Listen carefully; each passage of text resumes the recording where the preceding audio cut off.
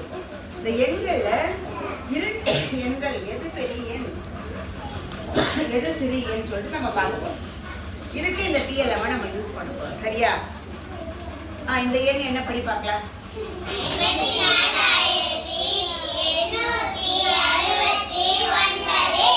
இதை நான் வந்து ஒரு தொட்டியில வைக்கிறேன். இந்த எண் என்ன படி பார்ப்போம்.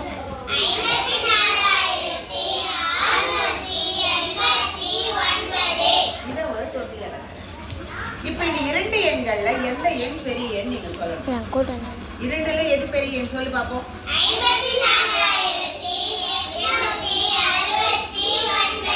இந்த எண் பெரிய எண்னால நம்ம பெரியதை குறிக்கிற குறியீடு நம்ம என்ன செய்யணும். இந்த பக்கம் பெரிய எண் இருக்கிற தொட்டி பக்கமா திரும்பி வைக்கணும். அப்ப அகலமான பகுதி குறியீடு வந்து பெரிய எண், குறுகலான பகுதி காட்டுவது பெரிய எண்.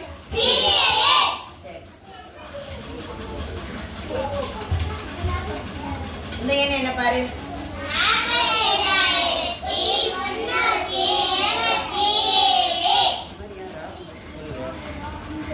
இது என்ன.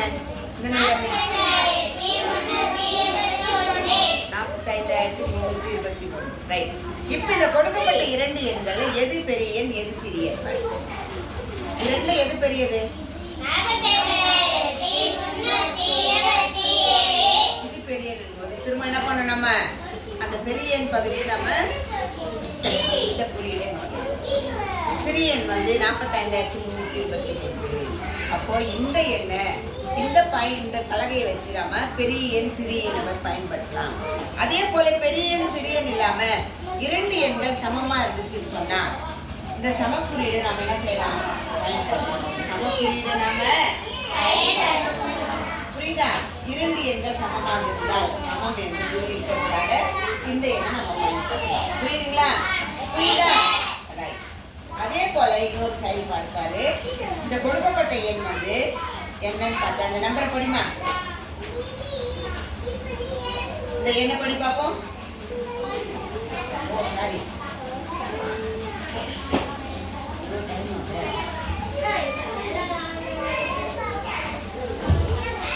இந்த எண் என்ன எண் இது. இந்த எண் என்ன எண் படி. இடமதிப்பு சொல்லு. உடனே 1, 10, 100, 1000, 10,000, லட்சம். 6,00,000. இந்த கொடுக்கப்பட்ட எண்ணை நம்ம சரியா இந்த எண்ணை நம்ம பிரித்து எழுதி பார்க்கும் பொழுது பிரித்து எழுதும் போது நமக்கு என்ன தெரியும். அழகா இந்த நம்பர் தெரியும்.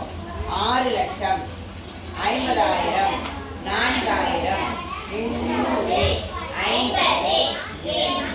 அப்ப இந்த எண்ணை நம்ம சேர்த்து கூட்டும் பொழுது நமக்கு என்ன எண் கிடைக்குது. 6,00,000.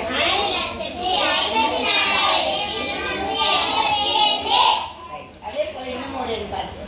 இங்க ஒரு எண் கொடுத்துருக்க பாரு. இந்த எண் என்ன பாரு. இந்த எண் என்ன படி. இந்த எண்ணை பிரிக்கும் பொழுது நமக்கு இதனோட ஃபுல் ஃபார்ம் தெரியும். இதை பிரித்து எழுதுகிற வேலையில 50,000, 50,000, 4,000 கூட்டல் 300 கூட்டல் 20 கூட்டல் 2. இதை நம்ம சேர்த்து எழுதுகிற வேலையில 54,327 நமக்கு கிடைக்கும். புரியுதா. இங்க ஒரு மதிப்பீடுக்காக ஒரு அட்டை வச்சு இந்த மாதிரி நிறைய எண்கள் இங்க கொடுத்துருக்கேன். இந்த எண்கள்லாம் இப்ப 2 குரூப்பா பிரிஞ்சு நீங்க என்ன செய்ய போறீங்க. ஒரு குரூப் வந்து இந்த ஆக்டிவிட்டி செய்ய போறீங்க. இன்னொரு குரூப் வந்து என்ன பண்ண போறீங்க. இன்னொரு ஆக்டிவிட்டி செய்ய போறீங்க. அது என்ன ஆக்டிவிட்டின்னு சொன்னா இதை வந்து இப்போ கண்டுபிடி அப்படின்னு சொல்லி ஒரு பலகையில போட்டுருக்கேன். கண்டுபிடின்னு சொல்லி இந்த பக்கம் எண்கள் எழுதிருக்கேன். இதுக்கான ஆன்சர்ஸ் இங்க எழுதிருக்கேன். இப்போ உதாரணமா இப்போ இங்க என்ன இருக்கு. இந்த பக்கம் உள்ள நம்பர் என்ன பாரு. 10,000க்கான ஆன்சர் எங்க இருக்கு. இந்த 10,000க்கு ஏதோ ஒரு விட இங்க இருக்கு. என்ன எழுதிருக்கோம் பாரு. கண்டுபிடி பார்க்கலாம். 10,000க்கு மேட்ச் ஆகிற மாதிரி இங்க என்ன எழுதிருக்கோம் பாரு. 10,000தோட என் பெயரா இருக்கலாம். இடமதிப்பு ஏதோ ஒண்ணு எழுதிருப்பேன். என்ன இருக்கு பாரு. சொல்லு. என் பெயர் எழுதிருக்கேன். அப்ப என்ன பண்ணோம். அதுக்கான ஆன்சரை நம்ம இங்க வச்சு காட்டணும். 10,000தோட என் பெயர் 10,000. புரியுதா. சரி. இப்போ இந்த எண்ல 1, 10, 100, 1000, 10,000 45,810 8 மட்டும் வேற கலர்ல இருக்கு. இப்ப அந்த 8 இடமதிப்பு என்ன அப்படின்னு கேட்டிருப்பாங்க. அப்ப 8 இடமதிப்பு இந்த இடத்துல ஆன்சர் இருக்குதா பாரு. என்ன இருக்கு? இந்த பலகையில என்ன பண்ணா கழட்டி. அப்ப 8 நூல்கள் இதோட இடமதிப்பை குறிக்கிறது தான் இங்க கொடுத்துருக்காங்க. புரியுதா உங்களுக்கு? இப்ப நீங்க 2 குழுவா பிரிஞ்சு ஒரு குழு இந்த ஆக்டிவிட்டி செய்ய போற, ஒரு குழு பெரிய சிறியன் செஞ்சுட்டு பிரித்து எடை செய்ய போறோம். புரியுதா உங்களுக்கு?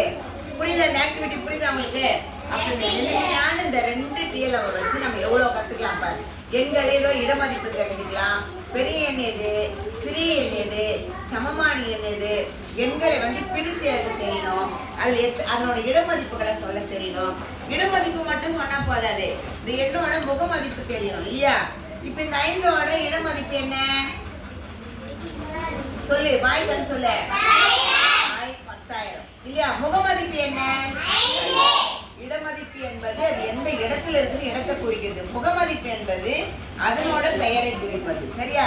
இப்ப அதே போல 4 இடமதிப்பு என்ன பாருங்க, நம்பர்ல 1000. அதனோட முகமதிப்பு என்ன? அப்போ இடமதிப்பு தெரிஞ்சிருக்கணும், முகமதிப்பு தெரிஞ்சிருக்கணும், பிரிச்சு எழுத தெரிஞ்சிருக்கணும், எண் பெயர் தெரிஞ்சிருக்கணும். எண்கள் சொன்னாலே பெரிய சிறியன் தெரியணும். இத்தனையும் நீ நல்லா தெரிஞ்சுக்கிட்டாதான் அடுத்த லெவலுக்கு நீ போக முடியும். உங்களை பொறுத்த வரைக்கும் இத்தனை விஷயம் இருக்கு. இதெல்லாத்தையும் நீ நல்லா தெரிஞ்சுக்கணும். புரியுதா? Thank you children.